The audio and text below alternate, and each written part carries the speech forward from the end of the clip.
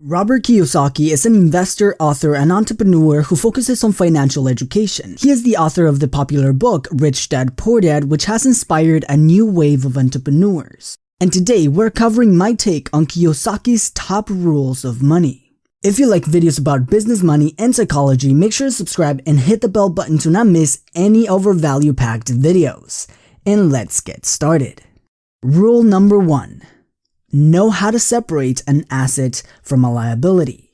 This is one of Kiyosaki's simplest yet most powerful rules, worthy of a mention. This states that the rich fully understand the difference between an asset and a liability. In simple terms, assets are those things that make you money. Liabilities are those things that make you lose money. The rich focus on building or buying assets and limiting liabilities, and only buying those liabilities if the assets can pay for them. Sounds simple, but this can quickly become more complicated depending on the person's financial goals. For example, someone buying a house, which takes money away from the owner's pocket in form of a down payment, a mortgage, insurance, and property taxes, all without producing any form of income. Kiyosaki would call this a liability. But this can become an asset if the owners, for example, use this property to live in for a few years while upgrading it and flipping it for a profit. If they pay the same amount in their mortgage payment that they would pay in rent, they are technically not in the negative, and if by the end they end up making a profit, then this house has become an asset. Something important to understand is that Kiyosaki, when determining what an asset and a liability is, his main focus is cash flow, or the amount of money this asset produces on a recurring basis. The reason why Kiyosaki does not consider a house to live in an asset is because it produces negative cash flow. In other words, it takes away a portion of your income in order to eventually own it, even if it can be sold for a higher price later in the future. According to Kiyosaki, rich people focus on developing assets that produce consistent cash flow over the person's lifetime, rather than assets that can be sold for a profit. Understanding cash flow is very important, which leads us to Kiyosaki's next rule of money. Rule number 2. Understand the different types of cash flow. Kiyosaki says that virtually all income, the way people make money, falls into 4 main categories. The 4 ways people make money are as an employee, self-employed, as a business, or as an investor. This is what he calls the cash flow quadrant, and each category has its own set of rules and mentalities.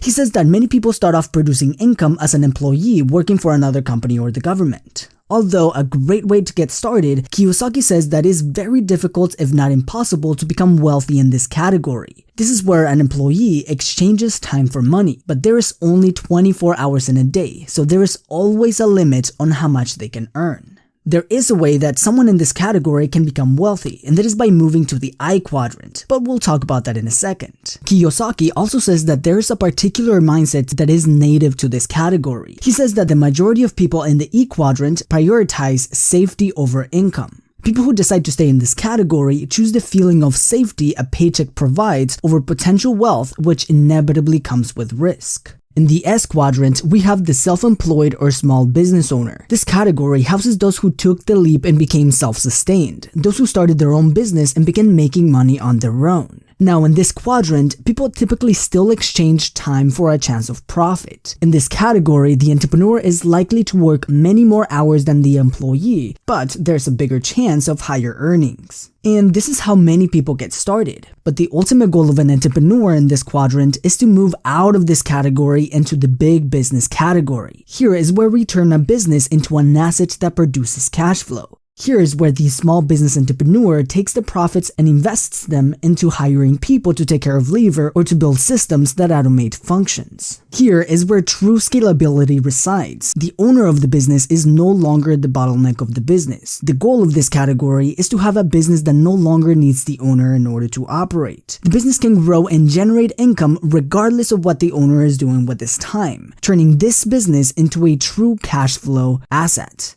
The next quadrant is the investor category. Here's where people use money to produce more money. Now, Kiyosaki defines the investors in this category as those who have control and have negotiation power over the investment opportunity, or what he calls a sophisticated investor. Kiyosaki does not consider those who casually buy stocks, bonds, or ETFs as sophisticated investors, since they do not have control over the asset itself. But if a person buys and controls real estate to produce income, for example, Kiyosaki would put them in this category since the investor has control over the investment. The goal of this category is to turn money you already have, or as we'll talk later in the video, leverage debt to create cash-generating assets. People in all categories can take advantage of this quadrant to create wealth. Something that many wealthy people do is to have a business that generates consistent cash flow, and instead of spending it, they will take this money into the I quadrant to grow and multiply.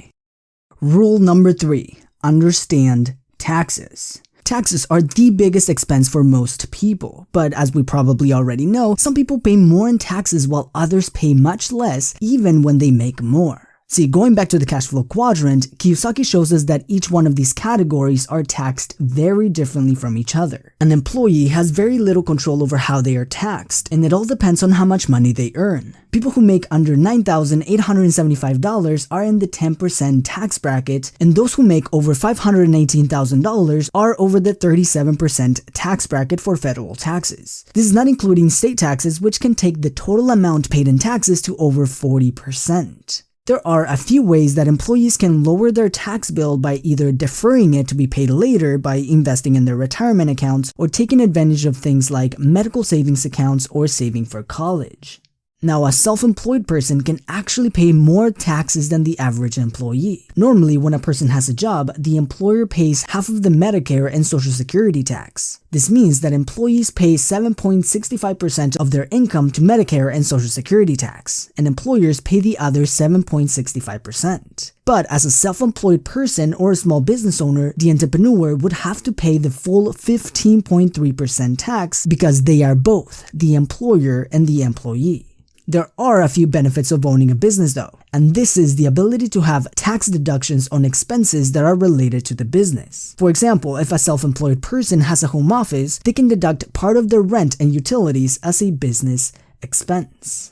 Now, bigger companies not only get deductions of business expenses, but they also get tax incentives provided by the government. Since big companies help create a better overall economy in the country, they are incentivized to do what the government wants them to do, like create jobs, provide affordable housing, or create advances in medicine, technology, and energy. Corporations have incredible tax incentives, like Amazon for example. In 2018, Amazon legally paid no federal taxes from their $11.2 billion profit and actually got a $129 million tax rebate from the federal government. This was mainly due to the Tax Cut and Jobs Act of 2017 that took corporate taxes from 35% down to 21%. Amazon also carried over losses of previous years where they spent more than they made. They also took advantage of tax credits for research and development and stock-based employee compensation credits. Something that most people don't realize is that some of the wealthiest people in the world focus on building equity, not necessarily making cash. This can allow them to build their wealth tax-free. For example, the government gives incentives to those who provide affordable housing. So if you bought a property for $1 million and sold it for $3 million a few years later, you would normally pay 20% in capital gains tax, which is less than earned income. But if you use that money to buy a $3 million property, you would now own a bigger asset that produces more income without paying taxes for the $2 million profit, because you reinvested the money back into more housing. On top of that, investors can claim extra tax benefits such as depreciation, interest on mortgage, and property expenses among others, which can lower the tax bill the investor pays from their property cash flow. Which leads us to our next point. Rule number 4, using debt to make money. Let's use the example from the last point. An investor, let's call him Tom, bought a property for $1 million in cash and sold it for $3 million a few years later. Instead of paying capital gains tax, he decided to reinvest his money into buying more property. He could buy a property in cash that costs $3 million, which brings around $250,000 per year in positive cash flow. Or he could put $3 million down on a $10 million property that brings $500,000 in positive cash flow every year. Tom would invest this $3 million and borrow $7 million from the bank. Kiyosaki explains that there are two types of debt. Debt that you have to pay yourself, in other words, bad debt, or debt that others pay for you, or good debt. Rich people tend to always use debt to leverage bigger assets and accelerate their wealth. Like in this example, Tom will leverage other people's money to own a bigger asset while creating a bigger monthly cash flow. And other people are paying down his debt, which increases his equity and total net worth tax-free. Rule number 5. Learn to protect your assets. Something important Kiyosaki emphasizes is not only developing assets and building wealth, but protecting it. And one of the best ways to do this is to understand how to use business entities.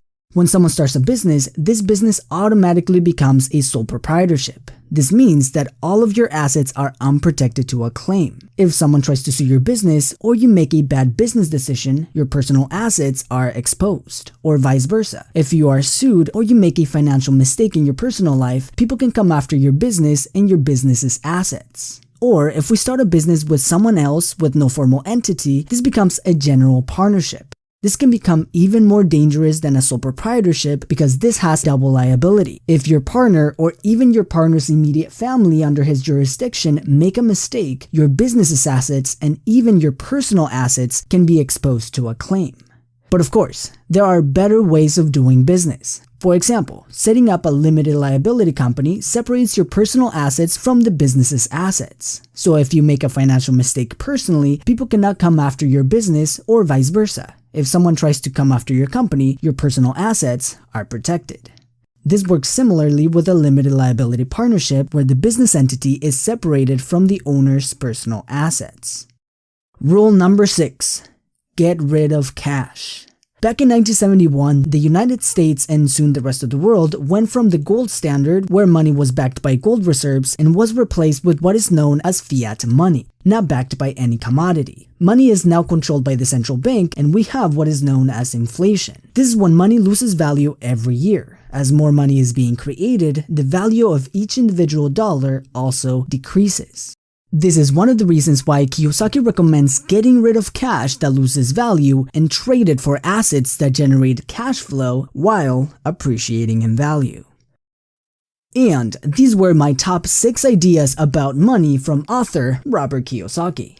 If you enjoyed this video, make sure to hit that like button. It really helps us with the YouTube algorithm. In the comments below, let me know what topic you would like to learn next, and I will do what I do best: research a complicated topic and make it as simple as possible.